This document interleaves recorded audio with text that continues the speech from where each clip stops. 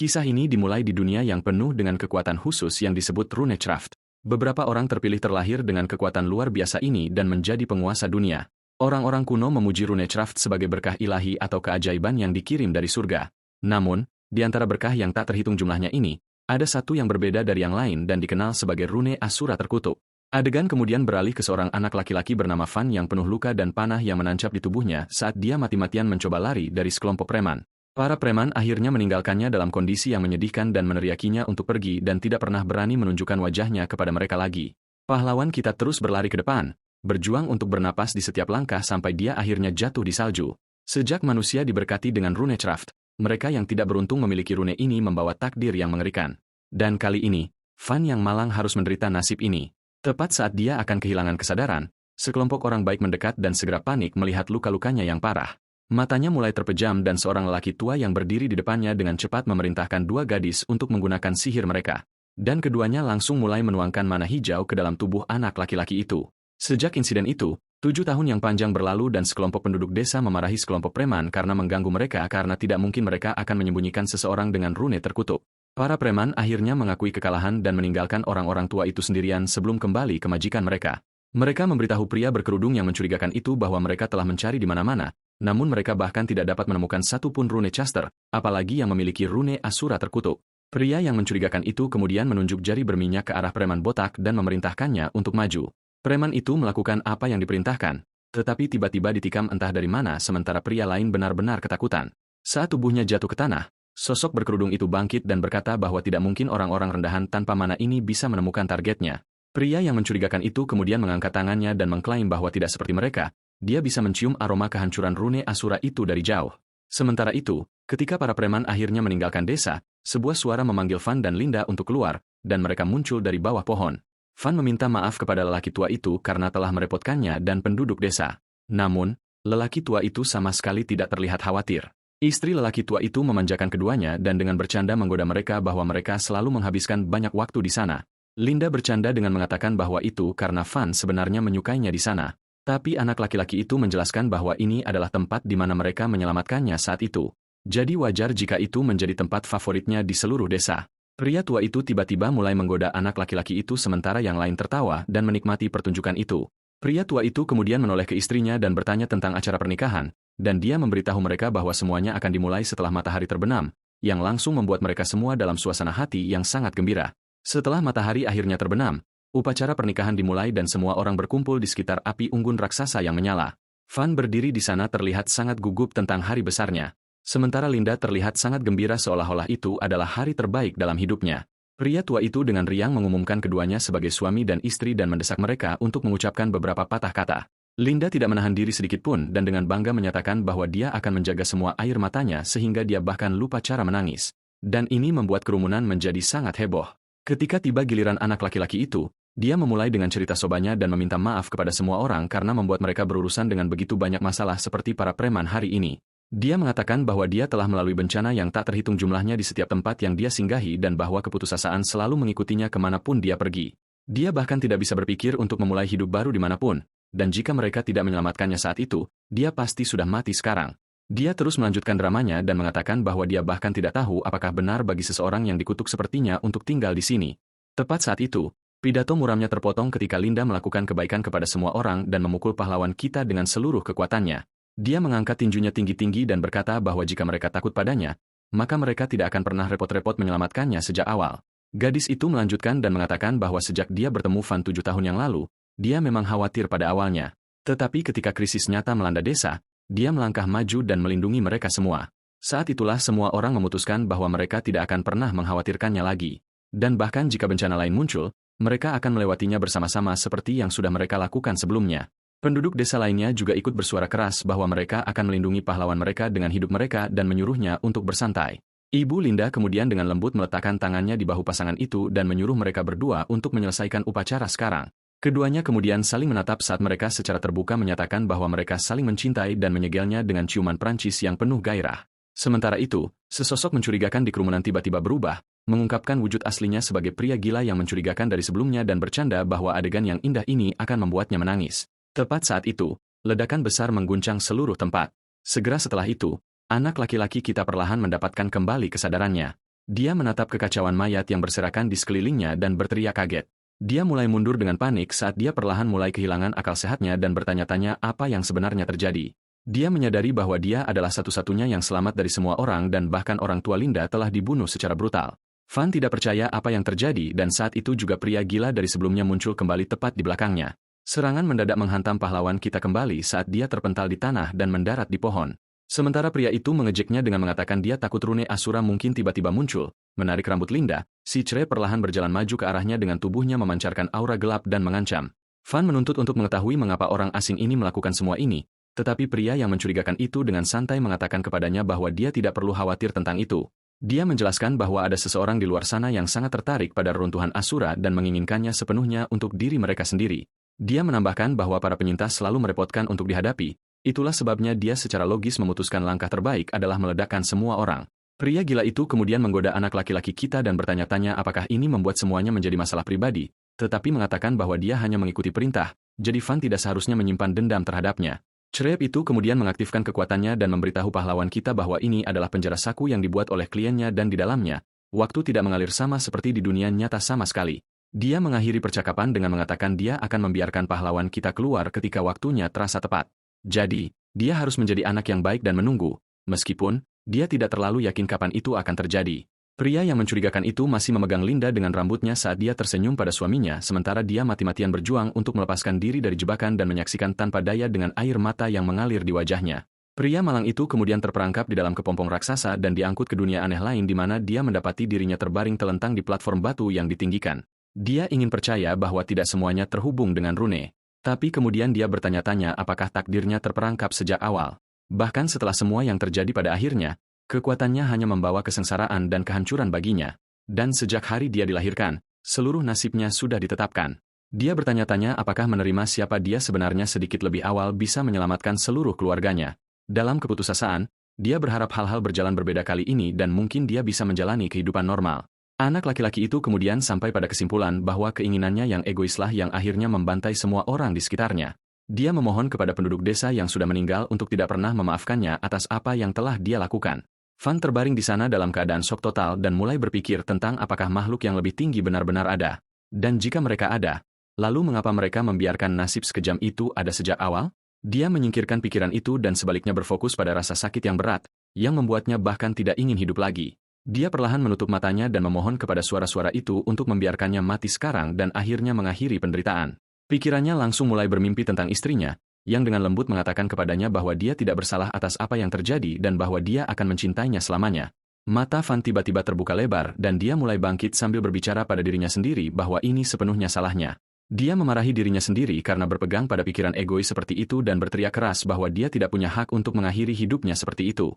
Dia terus berteriak tanpa henti bahwa dia belum akan mati karena masih ada sesuatu yang sangat penting yang harus dilakukan. Van mengatakan pada dirinya sendiri bahwa balas dendam datang lebih dulu sebelum mati. Legenda rune Asura melewati pikirannya yang mengatakan bahwa rune Asura selalu membawa kematian dan kehancuran. Tapi dia tidak peduli lagi karena tidak ada yang lebih buruk dari ini.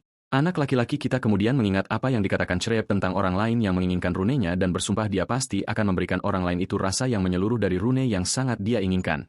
Kenangan orang-orang yang dicintainya melintas di benaknya dan dia menyuruh mereka menunggu sedikit lebih lama sampai dia akhirnya bisa membalas dendam untuk mereka. Tapi untuk melakukan itu, dia harus keluar dari penjara yang bengkok ini terlebih dahulu. Tepat saat itu, makhluk-makhluk dari dimensi saku memakan traumanya dan bergegas ke arahnya untuk menghabisinya. Tapi Van berdiri teguh dan bersumpah pada dirinya sendiri bahwa tidak peduli apakah itu memakan waktu 10 tahun atau 10.000. Dia akan membalas dendam pada bajingan sakit yang merusak hidupnya. Dia kemudian melanjutkan untuk bertarung dengan monster-monster itu saat waktu perlahan berlalu di dimensi itu. Bahkan setelah lebih dari 600 tahun pertempuran tanpa henti, anak laki-laki kita berjalan di jalan Asura, sama sekali tidak menyadari kekuatan mengerikan yang menunggunya. Tepat sebelum 1000 tahun berlalu di dimensi penjara, bahkan ketika dia terkubur jauh dalam keputusasaan dan menderita melalui penderitaan tanpa akhir, tekadnya tidak pernah melemah karena keinginan membara untuk membalas dendam di hatinya. Selama cobaan terakhirnya, Van menyerang dengan kecepatan penuh pada monster besar di depannya, tetapi binatang itu membanting tangannya bersama-sama dan menghancurkannya di antara mereka seperti lalat. Raksasa itu mengepalkan tinjunya erat-erat dengan darah menetes darinya dan kemudian melepaskannya saat Van jatuh ke tanah, akhirnya pingsan karena kelelahan setelah 1000 tahun rasa sakit. Setelah pingsan, dia bermimpi Linda duduk di lereng bukit yang tenang di mana dia mengatakan kepadanya bahwa dia ingin menikahinya sehingga mereka akhirnya bisa menjadi keluarga. Dia mengatakan dia ingin memiliki anak dengannya dan rumah yang hangat tempat Van selalu bisa kembali dengan bahagia. Linda kemudian berdiri, melihat kembali ke arahnya dengan senyum, dan mengatakan kepadanya bahwa selalu menjadi mimpinya untuk hidup di sisinya. Namun, pada saat kelemahan itu, Van kembali ke kenyataan, dan kekuatan sejati dari runenya akhirnya bangkit. Dari tubuhnya yang hancur, energi iblis mulai merembes keluar dan memutar wujudnya. Entah dari mana, ledakan besar meletus dari mana dewa reruntuhan, Acura, muncul. Meskipun dia bingung, Van dengan cepat menggunakan kekuatan yang baru dilepaskan itu dengan memanggil kemudi dan merasa kecewa pada dirinya sendiri karena jika kekuatan sejatinya terbangun hari itu, dia tidak akan harus menonton tanpa daya saat keluarganya dibantai tepat di depan matanya. Menatap monster yang menjulang tinggi di depannya, dia bertanya apakah itu benar-benar kasusnya sebelum menyerang langsung ke arahnya tanpa ragu-ragu. Satu serangan dari pahlawan kita mengirim monster itu terbang, menabrak dinding di belakang. Tapi anak laki-laki kita sama sekali belum selesai. Saat dia melompat tinggi ke udara dengan tangannya yang penuh energi, dia melepaskan keahliannya, tinju penghancur, dan mengarahkannya langsung ke tengkorak raksasa, dan dampak yang menghancurkan itu meledak menjadi ledakan raksasa. Adegan beralih ke hutan di mana sekelompok preman mengurung seorang wanita yang bersumpah bahwa dia tidak punya uang sama sekali. Pemimpinnya mengatakan dia hanya akan mengambil beberapa organ sebagai gantinya, hanya agar Van tiba-tiba muncul dan memotongnya di tengah kalimat. Pahlawan kita dengan tenang bertanya tahun berapa sekarang, membuat preman itu benar-benar bingung. Preman itu meletakkan tangan di kepala Van dan mengatakan kepadanya bahwa ini tahun 1500, yang membuat anak laki-laki kita berpikir keras, sementara preman lain merayap dari belakang, siap untuk bermain Wa'amole dengan kepalanya. Atas sinyal pemimpinnya, antek itu mengayunkan gada ke tengkorak Van. Namun, pahlawan kita bahkan tidak bergeming. Semua orang di sana membeku dalam kebingungan, tidak dapat memproses apa yang baru saja terjadi, sementara Van mengangkat pandangannya dan menatap preman itu dengan tatapan mematikan sebelum meledak. Dalam sekejap, dia mulai merobek-robek seluruh kelompok seperti mahasiswa melawan siswa sekolah dasar. Dengan kekuatan barunya, dia menghabisi setiap preman yang terlihat kecuali pria gada yang masih mencoba memproses apa yang baru saja terjadi. Van kemudian berbalik ke arahnya dengan senyum bengkok dan mengatakan dia ingin menanyakan sesuatu. Kamu lihat, benua Atun memiliki banyak benua yang didirikan menggunakan kekuatan rune yang rusak sejak zaman kuno. Tapi di antara mereka, satu kerajaan dinyatakan yang terhebat dari semuanya disebut Kerajaan Zoe. Mereka kuat dan mendominasi benua selama bertahun-tahun karena pasukan monster mereka. Jadi, dia bertanya kepada preman itu lagi apakah penyihir di gambar yang dia pegang mengenakan seragam keluarga kerajaan dari Kerajaan Zoe. Preman itu menjawab bahwa dia tidak mungkin berbohong, menyeratkan bahwa dia tergantung terbalik di bawah belas kasihan sang protagonis. Anak laki-laki kita memintanya untuk lebih detail, dan dia dengan cepat menjelaskan bahwa 5 tahun yang lalu, pemimpin bandit mereka, Digiel, dihubungi secara pribadi oleh tentara bayaran, Chasorak, yang membuat tawaran dan mengklaim itu dari seseorang yang berpengaruh. Tugasnya adalah menemukan seseorang yang spesial dan membakar beberapa desa di mana mereka akan dibayar sejumlah besar. Dalam pembelaannya, preman itu menjelaskan bahwa mereka tidak pernah berpikir bahwa tugas itu dari penyihir kerajaan Zoe, jadi mereka segera menerimanya, dan dalam waktu singkat, mereka membakar semua desa menjadi abu. Dia kemudian menyelam jauh ke dalam detail berdarah tentang bagaimana mereka harus membakar semua mayat. Setelah itu mereka mendapatkan bayaran mereka dari penyihir berambut ungu. Van kemudian bertanya apakah ada gadis berambut oranye di antara mayat-mayat itu, dan pria itu setuju bahwa dia ingat dengan jelas dia terbakar bersama yang lain. Tidak membaca suasana, dia melanjutkan dengan mengatakan bahwa dia menyesali kematiannya karena dia akan mendapatkan harga yang lebih besar sebagai budak. Tapi sebelum dia bisa menyelesaikan pikiran itu, pria kita memberinya beberapa operasi plastik gratis dengan pukulan keras.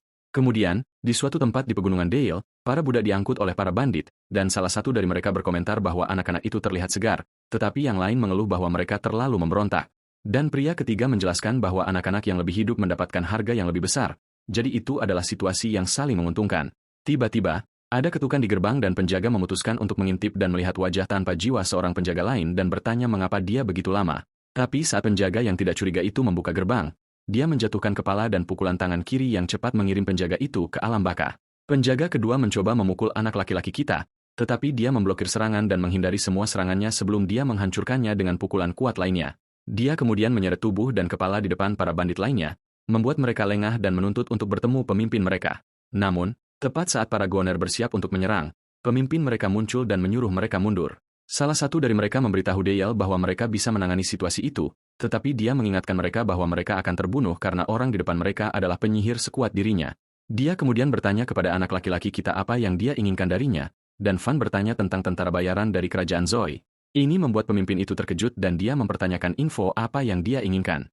Jadi, pria kita menuntut untuk tahu di mana Chasorik jika mereka ingin nyawa mereka selamat. Dale mulai menjelaskan, tetapi saat itu dia melancarkan pukulan curang untuk menghabisi pria kita dan mengirimnya terbang. Pemimpin bandit itu kemudian menyadari niat membunuh pahlawan kita dan menuduhnya berbohong tentang menyelamatkan mereka. Dia menyatakan bahwa dia akan mengakhiri pembuat onar itu hari ini dan tubuhnya mulai berubah menjadi bilah logam karena dia memiliki kemampuan rune bilah. Pada saat yang sama, Fan menghela napas karena dia tidak pernah berpikir dia akan mendapatkan jawaban langsung. Jadi, dia melihat ke atas dari pembantaian dan melompat ke arah pemimpin. Dia mendaratkan pukulan ke perutnya dan mengikutinya dengan rentetan serangan. Pemimpin itu mengertakkan giginya dan mencoba melawan, tetapi pahlawan kita menghindarinya seolah-olah itu adalah Jack Paul versus Mike Tyson. Jadi, pemimpin itu berguling ke dalam pusaran, yang berputar dan menembakkan bilah terbang. Dia menyatakan bahwa dia tidak akan bersikap lunak padanya lagi dan berharap bilah-bilah itu akan merobeknya. Tapi, Fan bergerak melalui badai sepenuhnya tidak terpengaruh, yang membuat pria itu bertanya-tanya apakah dia bahkan merasakan sakit.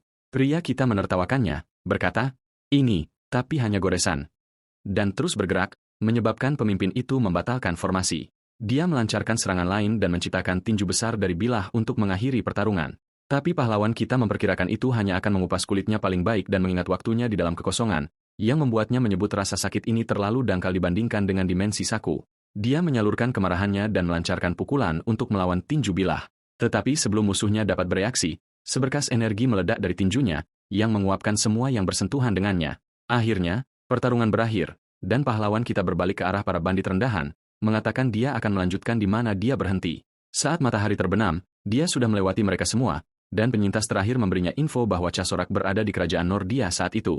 Bandit yang babak belur dan memar sekarang meminta untuk diampuni seperti yang dijanjikan Fan, tetapi pahlawan itu memberitahu dia bahwa dia tidak membuat janji. Ini membuat bandit itu marah, tetapi dia menjelaskan bahwa itu hanya lelucon, dan bandit itu tertawa bersamanya. Tapi sebelum dia menyadarinya, satu pukulan karate dari Fan sudah cukup untuk mengakhirinya, dan dia menjelaskan bahwa ide untuk mengampuni siapapun adalah lelucon. Kemudian di malam hari, dia merenungkan dia bisa saja menyerbu kerajaan Zoe jika dia mau. Tapi karena dia tidak menganggap para bandit dapat dipercaya, dia hanya harus bertemu Kazarak dengan cara apapun dan mengkonfirmasi dugaannya. Dia melihat ke arah kreasinya dan meminta Bibi, Paman, dan Linda untuk menerima token balas dendamnya dalam bentuk totem yang terbuat dari mayat bandit sebelum melemparkan obor dan membakarnya seperti orang biadab. Gangster itu kemudian berjalan pergi, bertekad untuk menuju ke kerajaan Nordia terlebih dahulu.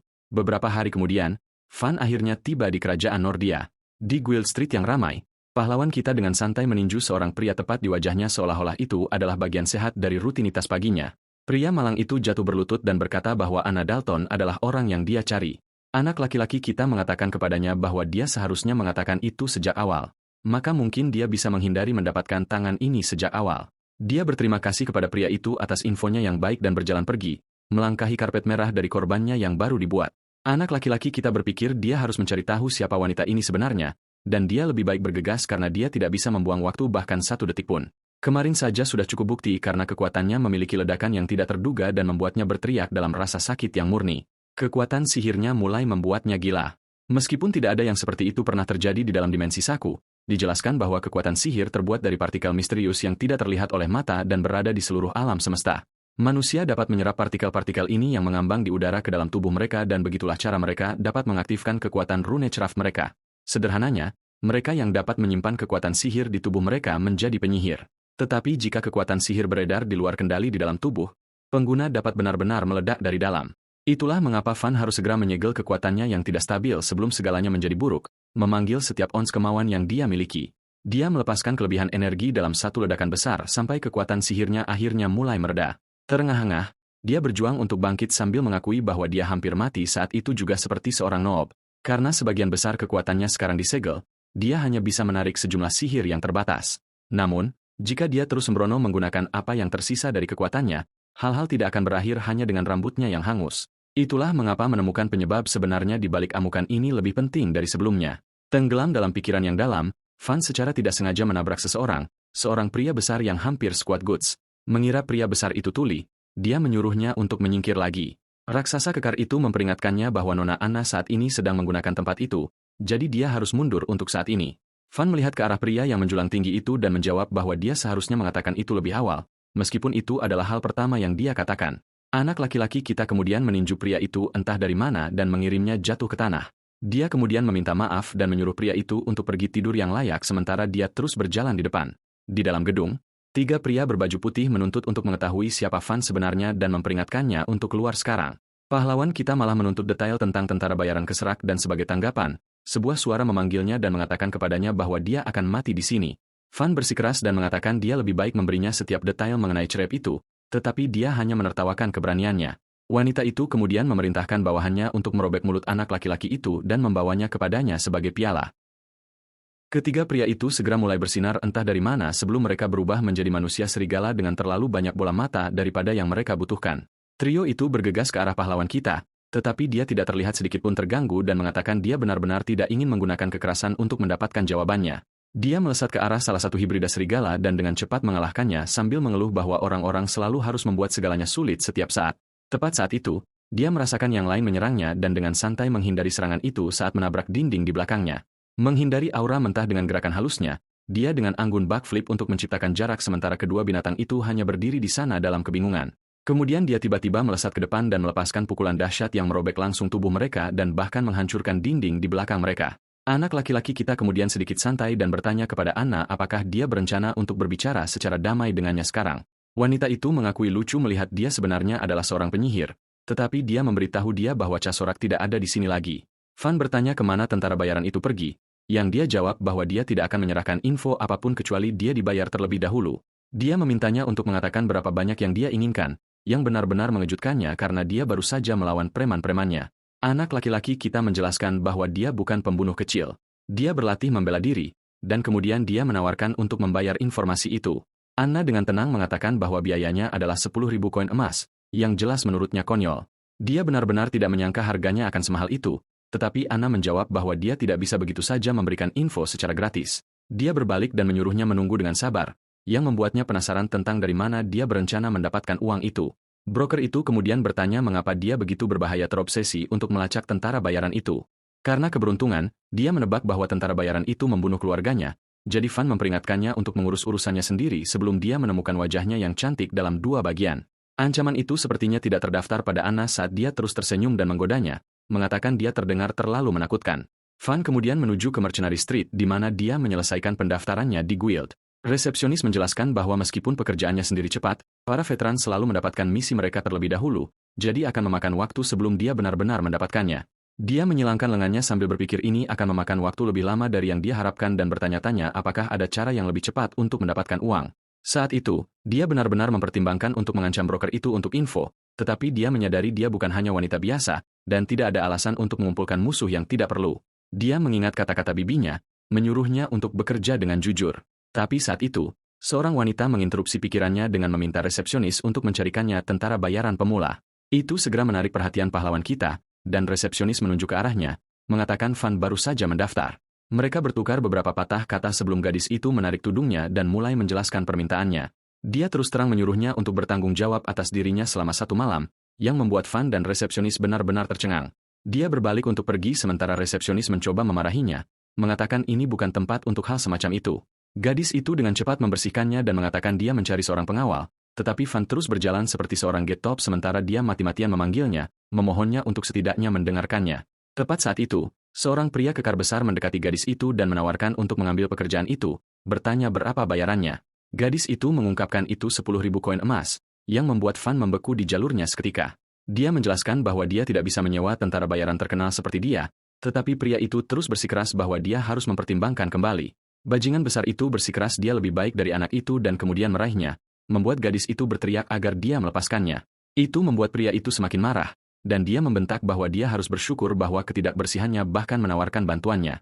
Tetapi sebelum semuanya bisa lebih jauh, anak laki-laki kita muncul tepat di sampingnya dan dengan tenang menyuruhnya untuk melepaskan tangannya. Pria botak itu terlihat bingung dan dengan tatapan dingin di matanya, Van mengulangi dirinya sendiri, menyuruhnya untuk melepaskan jari-jari berminyaknya dari tubuh rekening banknya yang berharga sebelum dia membuatnya sangat jelek bahkan ibunya pun tidak akan mencintainya. Sementara itu, di suatu tempat di hutan, sebuah desa digeledah oleh sekelompok preman yang memberitahu pemimpin mereka, Merkel, bahwa rumah-rumah petani tidak menghasilkan banyak jarahan, jadi mereka harus memanen beberapa organ untuk mendapatkan keuntungan dari serangan itu.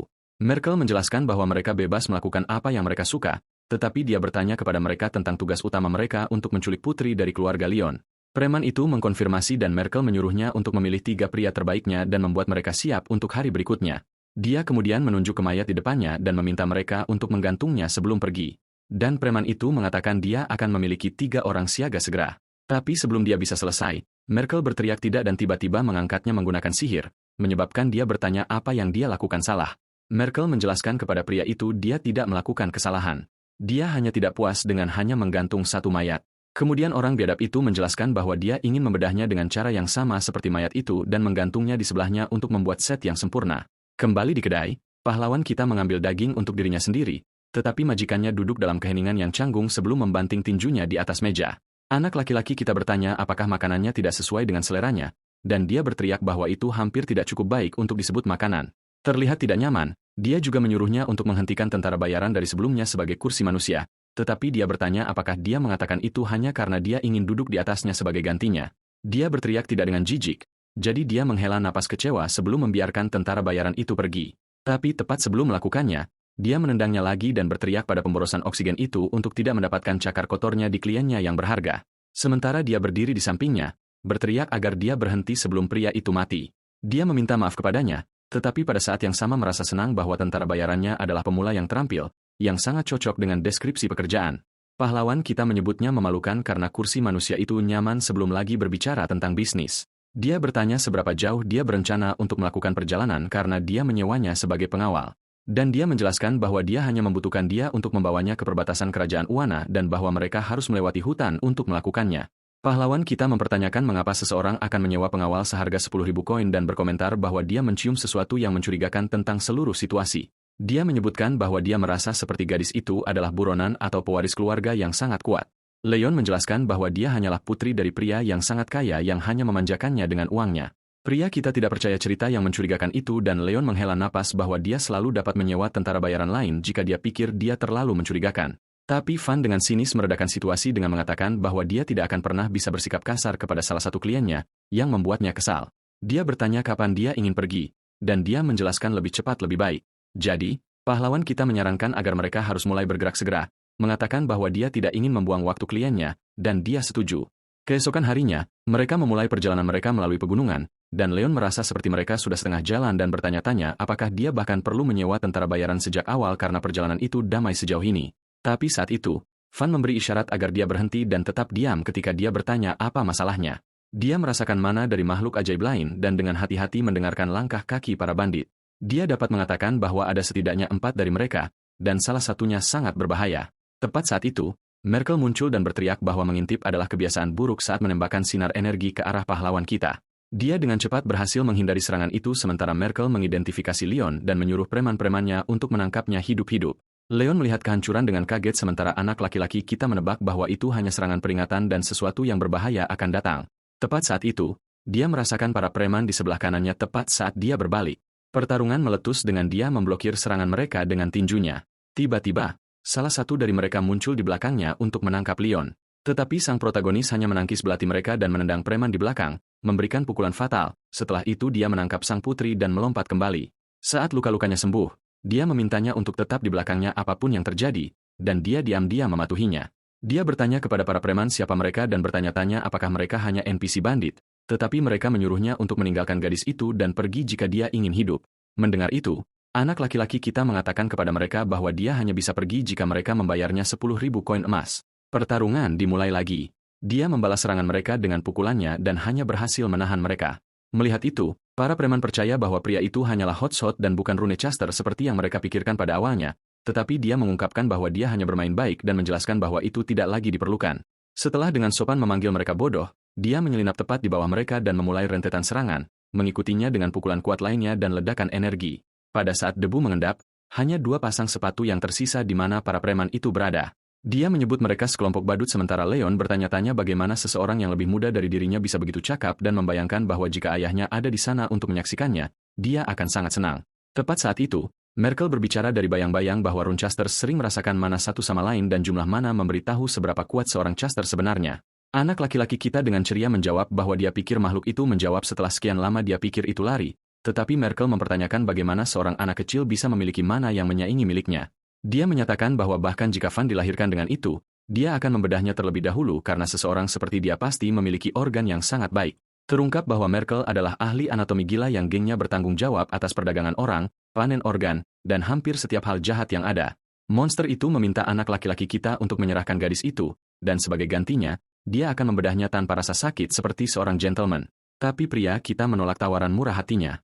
Mendengar itu, Merkel menjadi kesal dan menembakkan sinar energi lain, tetapi Van hanya berdiri di sana dan bertanya kepada Leon apakah dia berbohong tentang menjadi putri pedagang kaya.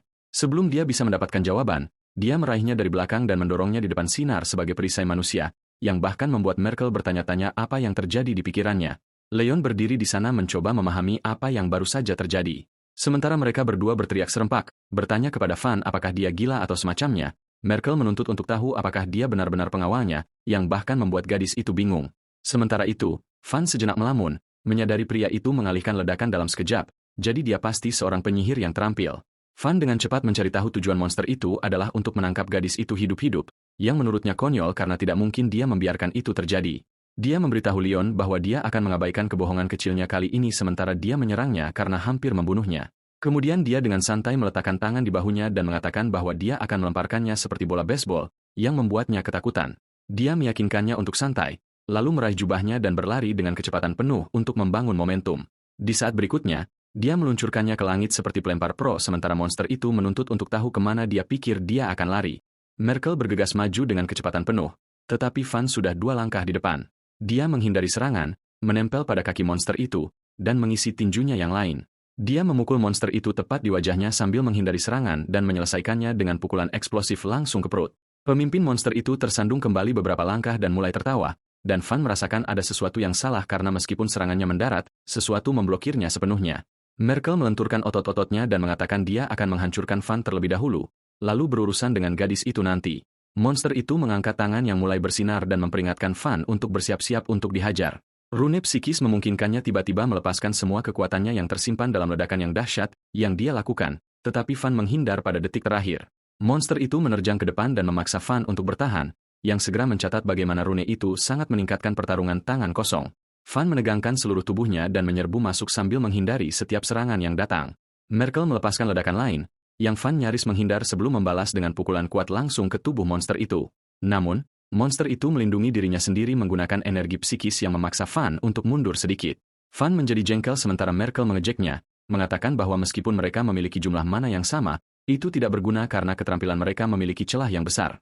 Monster itu kemudian menyatakan bahwa pahlawan kita bisa mendapatkan beberapa kali lipat dari jumlah yang dibayar gadis itu, yang dia ungkapkan adalah 10.000 koin emas. Ini membuat monster itu tertawa terbahak-bahak, yang kemudian mengatakan bahwa pahlawan kita mendapatkan uang receh untuk keterampilannya karena dia bisa mendapatkan sebanyak ini hanya dengan menyerang 2 desa. Itu sepertinya menyentuh saraf Van yang bertanya tentang desa-desa dan Merkel kemudian dengan bangga mendaftar semua hal jahat yang dia lakukan yang pada dasarnya membayar mahal. Dia bertanya apakah dia menemukan tawaran itu bagus yang Van mulai tertawa entah dari mana.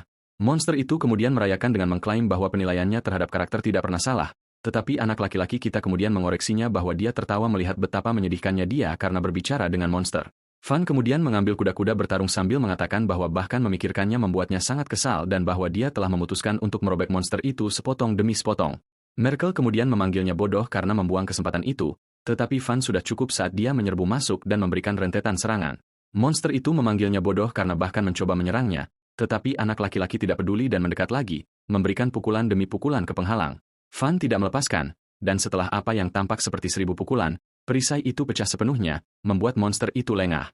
Sebelum Merkel bahkan bisa memproses bagaimana dia melakukan itu, pahlawan kita menyerang lengannya dan meledakannya, yang menyebabkannya berteriak kesakitan. Van belum selesai karena dia melanjutkan untuk benar-benar menghancurkan monster itu dan mendorongnya ke pohon. Merkel segera menjadi sangat kesal dan menyatakan bahwa dia tidak lagi tertarik pada organ Van. Dia menyalahkan pahlawan kita untuk semua ini dan mulai mengisi serangan yang kuat. Strike of Blood. Hutan yang damai tiba-tiba meletus dalam cahaya saat ledakan dahsyat mengubah segala sesuatu di jalurnya menjadi debu. Merkel langsung menyadari ada sesuatu yang salah dan berteriak bahwa dia yakin tingkat kekuatan mereka serupa. Sementara itu, Van berdiri di sana dengan auranya yang maksimal saat dia menerima serangan itu dengan mudah dan bertanya apakah monster itu benar-benar mengatakan tingkat mana mereka sama. Dia memanggil Merkel orang bodoh total, yang membeku kaget oleh kehadiran pahlawan kita yang murni dan bertanya-tanya dari mana-mana yang ekstrim ini berasal. Sebelum Merkel dapat melakukan gerakan berikutnya, Van memberitahunya bahwa cukup sudah. Dia menutup jarak dalam sekejap, memerintahkan monster itu untuk akhirnya mati saat dia mengaktifkan gerakan spesialnya sendiri, tinju penghancur. Merkel tidak berdaya melawan serangan cepat dan Van merobek lurus melaluinya, merobek lubang besar di tubuh monster itu. Beberapa waktu kemudian, pahlawan kita membersihkan dirinya sendiri, membalut kembali lengannya, dan dengan tenang berjalan menjauh dari puing-puing. Saat dia berjalan pergi, Tubuh Merkel menyala dalam ledakan besar, dan Van diam-diam berkata pada dirinya sendiri bahwa mungkin sudah waktunya untuk akhirnya pergi mencari kliennya. Kembali ke cerita, kemampuan Rune dapat mempersenjatai seluruh tubuh Anda dengan bilah, menghancurkan tanah, dan memotong gunung, atau bahkan dapat melintasi penghalang waktu dan ruang. Kekuatan misterius ini adalah kekuatan tidak wajar yang tidak mengikuti hukum fisika. Di antara semua kekuatan Rune ini, yang disebut Acura tidak diragukan lagi adalah Rune paling berbahaya yang dapat membawa kehancuran mutlak. Dan dengan kekuatan ini, Van saat ini menulis jalan sejarah baru di benua Atun.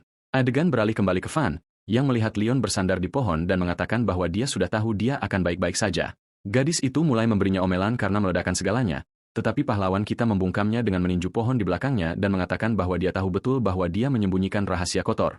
Kemudian dia tenang lagi dan mengatakan bahwa dia tidak peduli dengan detail itu dan sebaliknya memintanya untuk menyerahkan uang untuk permintaan itu. Dia dengan cepat memberinya kantong koin besar dan dia berbalik untuk pergi.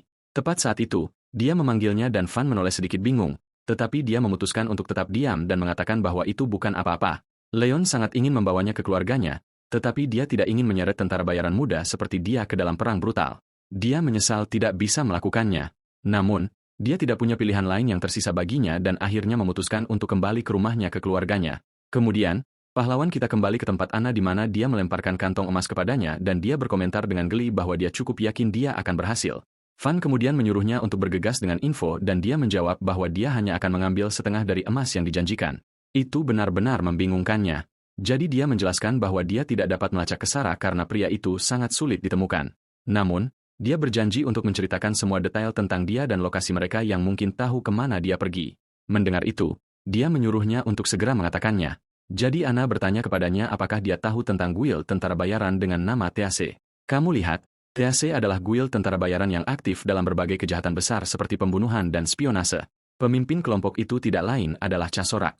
Dan dalam 5 tahun terakhir, pengaruh TS telah tumbuh dan sekarang begitu besar sehingga dapat mengurus kerajaan kecil dengan mudah. Itulah alasan mengapa menjadi sangat sulit untuk menemukan tentara bayaran serta markas utama TS. Dia kemudian berteriak bahwa bahkan jika itu benar, dia bukan orang yang mudah menyerah. Jadi, dia berhasil menemukan salah satu pejabat tinggi guild. Dia mengangkat poster dan mengatakan bahwa ini dia. Pria itu adalah seorang pembunuh kejam yang menggunakan kekuatan rune penyembunyian dan tidak pernah gagal dalam permintaannya seumur hidupnya. Mendengar itu, Van menyimpulkan bahwa jika dia adalah bagian dari guild, maka dia pasti tahu di mana Casorak berada. Anak laki-laki kita bertanya di mana orang itu sekarang, yang Anna berbagi bahwa sumbernya mengatakan dia kemungkinan besar berada di kota Valhilda, ibu kota kerajaan Bogra. Sementara itu, di markas geng Merkel, ancaman baru telah muncul. Tumpukan mayat tergeletak di lantai, dan adegan itu terlihat seperti pembantaian berdarah. Sesosok sendirian muncul dan menusuk semua antek Merkel dengan bilah yang diikatkan ke lengannya. Meskipun para preman mencoba melarikan diri, tidak satu pun dari mereka yang dapat melarikan diri. Salah satu yang selamat berteriak kepada pelaku untuk menjelaskan dirinya, tetapi dia hanya menjawab bahwa dia mengikuti perintah dan hukuman sedang diberikan karena mereka gagal dalam misi yang diberikan kepada mereka oleh Sirsarak. Preman itu berteriak kembali bahwa itu hanya karena mereka tidak pernah diberitahu gadis itu dijaga oleh monster tentara bayaran dan menyalahkannya atas kematian kepala mereka, Merkel. Pembunuh itu dengan dingin meminta maaf atas kehilangan itu, tetapi dia menambahkan bahwa bahkan mereka tidak tahu Merkel akan jatuh ke tentara bayaran acak. Mendengar itu, preman itu menuntut untuk tahu apakah mereka dimusnahkan karena satu kesalahan bodoh dan berargumen bahwa ini terlalu jauh. Tapi pembunuh itu menjelaskan bahwa itu harus dianggap sebagai hukuman untuk prajurit tingkat rendah. Preman itu tidak menganggap ini enteng dan memerintahkan krunya untuk menyerang sekaligus. Seperti yang terjadi, preman itu memiliki rune sentuhan, yang memungkinkannya untuk menciptakan tangan mana yang besar dan menjepit pembunuh itu. Saat para preman mengerumuni dari setiap arah, pembunuh itu diam-diam meminta maaf sebelumnya, dan sebelum ada yang bisa mendaratkan satu pukulan pun, dia menghilang. Kemudian sebelum mereka bahkan menyadari apa yang telah terjadi, dia muncul di belakang pria itu dan dengan brutal memotongnya menjadi 2 tanpa peringatan. Setelah pembantaian selesai, pria lain mendekat untuk bertanya kepada pembunuh itu apakah pekerjaannya sudah selesai.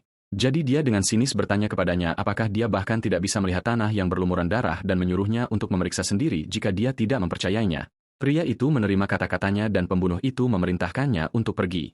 Tapi preman itu bersikeras bahwa penyelidikan sudah dimulai pada pria yang membunuh Merkel. Dia melanjutkan bahwa pembunuhnya memiliki bekas luka hitam di wajahnya, di sekitar matanya, dan di lehernya. Mendengar itu, pembunuh itu menyadari bahwa ini berarti dia juga diharapkan untuk mengalahkan pahlawan itu, dan bertanya apakah ada hal lain yang harus dia ketahui. Preman itu memuji energi otaknya yang besar dan mencoba menjilatnya, tetapi pembunuh itu tidak goyah. Setelah itu, preman itu pergi setelah berjanji bahwa dia akan melaporkan pekerjaannya kepada Casorak segera. Pembunuh itu kemudian mengeluarkan asap yang hancur dan berdiri diam di bawah sinar bulan, bertanya-tanya tentang tentara bayaran dengan bekas luka di mata dan lehernya. Sekarang, kembali ke anak laki-laki kita, yang merupakan pria yang dimaksud dengan bekas luka di wajahnya. Pria itu memberitahu Anna bahwa kerajaan Bogra tidak terlalu jauh dan akhirnya bertanya kepadanya tentang nama targetnya. Dan saat pembunuh itu menghembuskan napas sambil menghela napas bahwa dia sudah memiliki pekerjaannya, namanya terungkap menjadi Hauka. Nah, sepertinya kedua bocah nakal itu kebetulan saling mencari.